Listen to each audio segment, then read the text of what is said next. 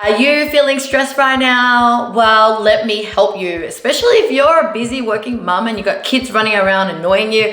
Well, I really know how it feels, and I've brought in an expert, Carolyn Apostoslou. So in this video, you're going to listen or hear from a corporate wellness coach who also has a psychology background, who's here to share some of the tips that you can use to manage your stress.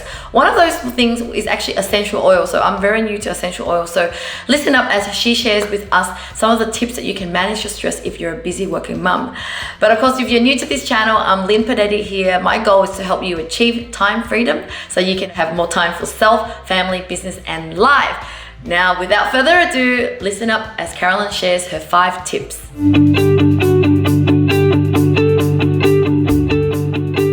Hey Carolyn, so good to have you here. Thank you so much for having me. Well, yeah, I'm really excited to talk about this topic in particular because I'm so passionate about helping mums, because I've been a single mum before and now I have more kids, and I know you have 4 kids. That can really create a lot of stress in our lives. So in this video, let's talk about some of the ways that people can, relieve their stress, especially if you are a busy working mum as well. So yeah, I mean, why did you decide to get into this area of expertise in terms of like even corporate wellness and then trying to help people that are going through stress? Well, I'm married to a corporate lawyer, so if that isn't sort of in your face enough, and seeing him really burnt out and having great career success, but often at the detriment of so many other things, I think that was the main indicator and the main reason that I moved into this area of practice. Yeah. And so like, what do you think is causing the problem of stress? Like, why are people like your husband feeling stress? I mean, with mums like us, I know that we have to care about the kids, we have to work, we have to do that. But even like a man, like what is causing their stress? Well, often we're just so driven, so we want to have a lot of career success, right? And through having a successful career, that brings a lot of stress because of the increased work hours, the responsibilities that come from a promotion or anything like that. Then you might have a wife at home that's asking you to do particular things around the house or to help more with the kids, and that can add extra more stress. There's many factors. Even just last year in COVID, that just added just an extra layer of stress to just normal families who were otherwise coping quite well prior to that. So I think stress is something that we all experience, and a little bit of stress is okay. It's when it's extreme stress. That's my psych background coming in now. And when it can be chronic and for long periods of time, that's when it can be really detrimental to our health. So, if there was a period of time where I would always say, no, I'm not stressed, and my husband would be like, you're stressed. How do you actually identify when you are stressed versus like, I don't know, sometimes you don't even know you're stressed? Right. Well, I think there's a lot of physiological reactions that our body automatically takes when we are stressed, and we may feel that, that fight or flight response, that increase of heart rate, needing a drink, sort of feeling like you've got a dry mouth. You may feel hot. Sometimes when you're giving a public talk somewhere, you see the guest speaker and they're, up, the red is kind of moving up their body and up their neck. And that can be an expression of stress, that they are extremely stressed in that point in time because they may hate public speaking. So there are many different responses that our body automatically can take. Psychologically, being stressed can interfere with all sorts of things. So I have many coaching clients that come to me because they cannot sleep. They cannot just turn off at the end of the night because of the stress that they're undergoing, because they can't stop thinking about work and all the things that they need to do that they have to get done, before the next day or by the end of the week, or the bills are coming again, as my husband says to me, it's the end of the month again. Yes, so there's many things that can cause that. What's the difference between burnout then with stress? Because I've heard that term a lot and I don't think I've ever burnt out before.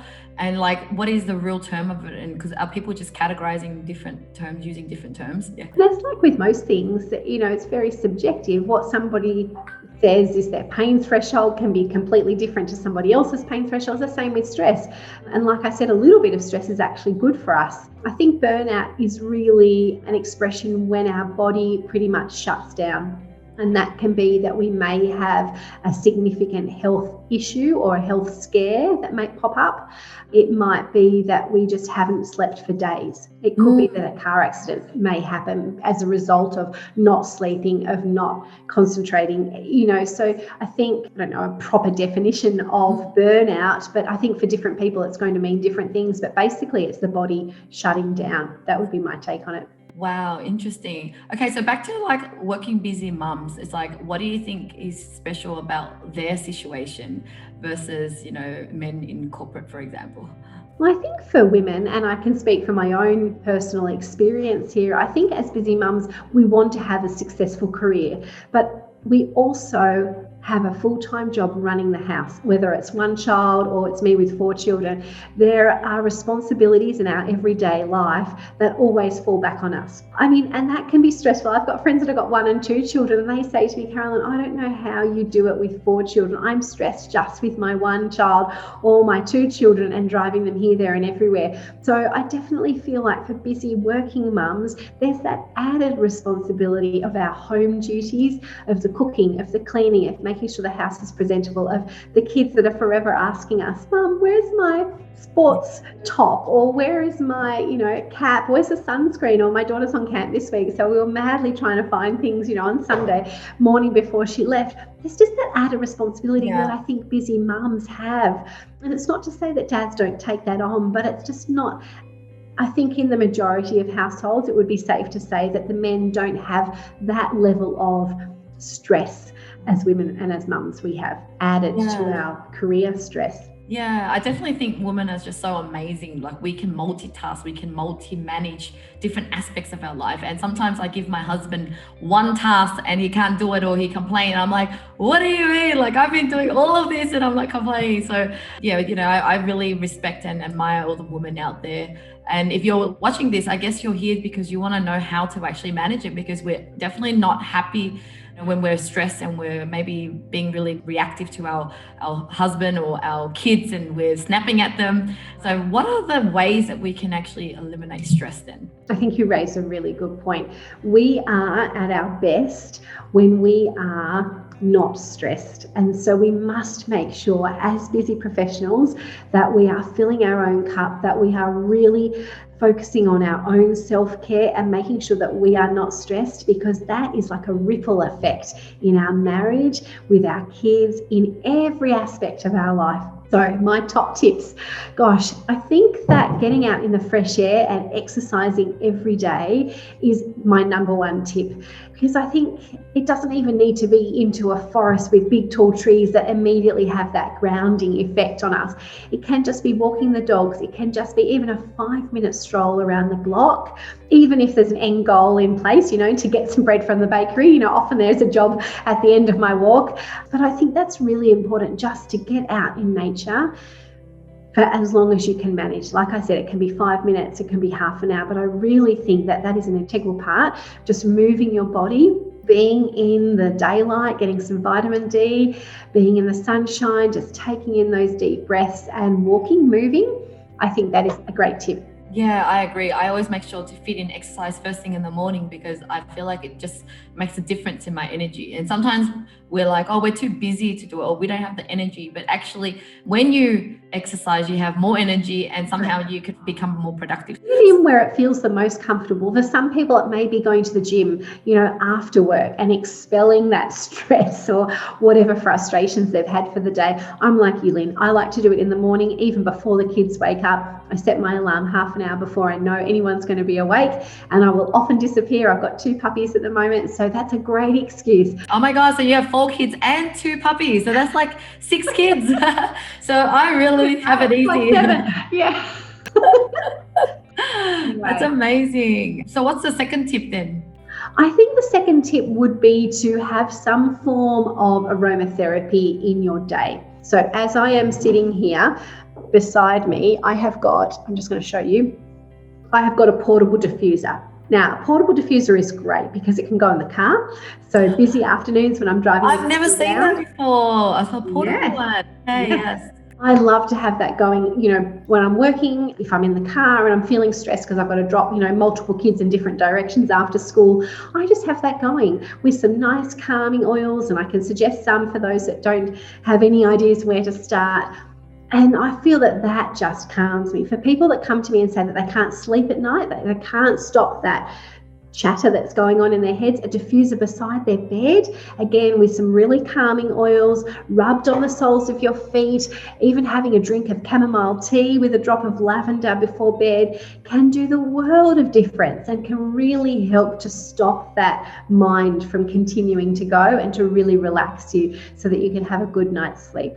Yeah, that's the other thing. You're an expert in the whole essential oil thing too. So I would say I'm quite amateur where I do have a diffuser, but I just don't know what oil to buy, and I kind of don't know the difference between the expensive one and the $2 one. So Can you elaborate a little bit more about, let's just say, the oils that you could find in the $2 shop versus doTERRA, which is a more premium and quality brand? But for someone like me, I don't know the difference. They say it's the same smell or the same, name, but what's that difference? Oh my gosh, there's a massive difference, Lee. I do cringe a little bit when people say to me, yeah, I just bought some eucalyptus from the reject shop. And I'm like, well, okay, that's probably okay for cleaning, but I stand behind a brand of an essential oil company that I believe in wholeheartedly. When independent testing shows their results, they come out on top, meaning that anytime that you buy a bottle of lavender or anything from them, it is 100% lavender.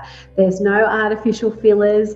There's nothing in there that is a contaminant that is just making it smell like lavender. It is going to give you the highest therapeutic benefit. So if you want to go to sleep at night, one drop of lavender will be able to do it for you, compared to an inferior brand where the bottle may be like 10% lavender and the rest, who knows what it is. And you would never want to be ingesting things like that you're not 100% sure about. So definitely want to be using a reputable brand. And I make sure that all of my customers are really informed and they know what to use and when to use them and what can be ingested and what can't be ingested. And again, it all comes down to personal choice too. But I use essential oils for all sorts of things. People say to me like, what? Give me some examples. I've just shown you a diffuser. That can be used in the home to eradicate airborne germs. That can be used, like I said, to help people to sleep. We can use essential oils in like spray bottles to clean the house, in like reducing the chemicals in your house. And I would say too that the things that cause people stress can be artificial fragrance and ingredients in food that are not natural. So additives and preservatives can really heighten our stress response. Even the toxins that can be in some store-bought products that you may buy that you then use on your skin, and some harsh perfumes and things like that. So I think another tip would be to try and eradicate any toxic load that you are using on yourself, on your family, in your home, to try and reduce the stress in the house as well. And it's not, people say to me, oh, it's stressful to kind of make stuff. You can buy a lot of things pre-made if you just read the ingredients on the labels and are really a bit more careful. Your local health food shop can really point you in the right direction, or definitely reach out to me because I can make some easy recommendations. And look, it takes literally 10 seconds to fill a bottle with water, vinegar, and add 10 drops of lemon, for example, to clean your windows or your benches, anything like that. Yeah, amazing. Yeah, definitely would want to look into all that, because I feel like what I can't see, I feel like it's okay, but it's like, and I'm sure you come across people like myself who's just don't know what we don't know. So switch, it's so easy, and people think that it's expensive, but it's actually really inexpensive, and you don't have to sort of clear all your pantry and clear everything that you've got in your house. I often recommend to people, you know what, when you finish your current spray and wipe, for example, let's just replace it with a better option, a cleaner option that's ready-made from a health food shop. Or let me show you, let's get you a glass spray bottle and let's get you some lemon oil, for example, or something different, and let me show you. It's so simple to make that swap. That's right. Okay, so number 3, we're up to, what tip do you have next? Oh gosh, well, I thought number 3 was probably reducing the toxins in your products, food and cleaning products and things, because I think that's important. Another tip would be just to have a regular routine. So that means like wake up at the same time every day and go to sleep at the same time every day. Because if we're getting good sleep, it means that our body actually can manage whatever stress we are experiencing. So that would be another tip. Yes, I'm definitely an advocate of early waking up. So I wake up at 3 a.m. I have to get to bed by 9 p.m., but I'm very structured like that. And it's so important. It actually does help me sleep better quality as well. So what time do you wake up? I wake up at 6 o'clock. So I have from 6 o'clock to 6:30 before I launch into kids' activities. And that's when I might go for a quiet walk, or I might listen to some affirmations and do a quiet meditation or something like that. But that is my time on my own. Yeah, amazing. So what would be the 5th tip that you could share with us? Well, I would say, what form of self-care are you involved with each day, or is it during the week? What are you actually doing for yourself? Because it may seem like a bit of a silly question, but if you are just reading a book at the end of the night quietly, on your own, if it is going to do a yoga class once a week, whatever it is, I think that is another great avenue to help reduce your stress, to really proactively make sure that you are looking after you, that you are nurturing yourself, so that you are going to be able to manage whatever life throws at you. Yeah, definitely. That's why I wake up so early, because I need time for self-care, and nighttime a little bit just go with the flow kind of thing, not very structured. But for you, you've got 4 kids and 2 dogs. Like, what does a typical day look like, and how do you manage to, do you ever get stressed? What is it like in the life of Carolyn? Yeah, look, obviously, I definitely get stressed. Everybody always says to me, how you always look so calm and collected.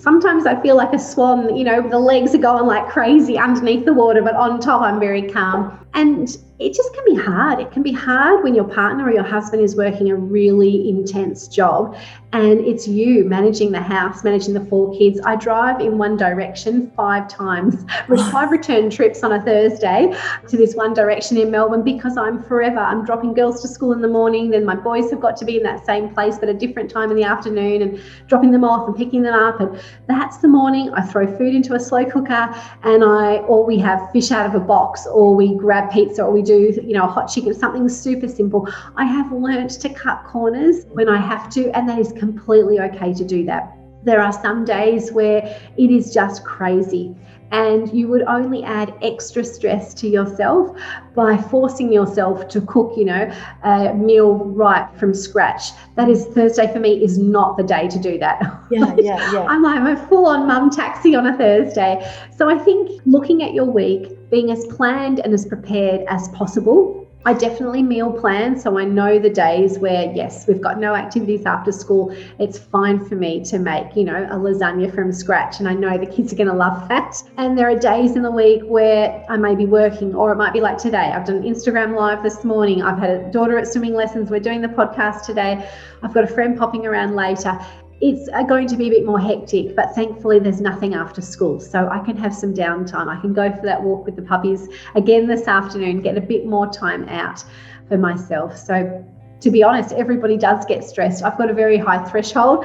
I can cope with 4 kids and 2 puppies and a husband, still working at home and not be feeling out of control all the time. But I also have very good systems in place, boundaries, so that I know I have that me time in the morning. I have the self-care built into my day.